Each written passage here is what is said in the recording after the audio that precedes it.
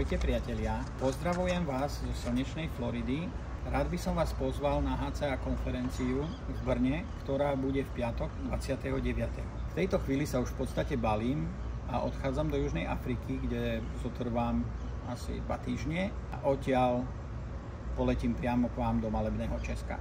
Česku mám veľmi blízko, keďže som tam v minulosti podnikal.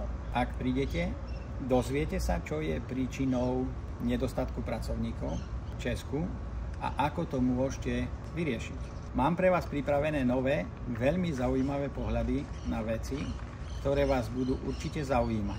Pohľady, ktoré vám určite prinesú nové uvedomenia a prinesú zmeny k lepšiemu vo vašom biznise. Mojím cieľom je ukázať vám, ako sa stať príčinou nad vecami, ktoré sa vám dejú.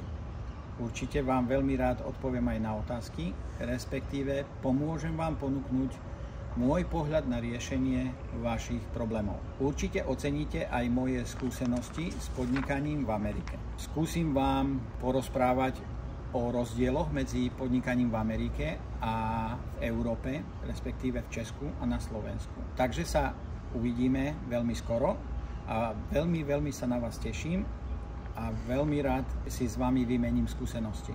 Určite sa rád od vás aj dačo naučím. Držte sa, prajem všetko dobré.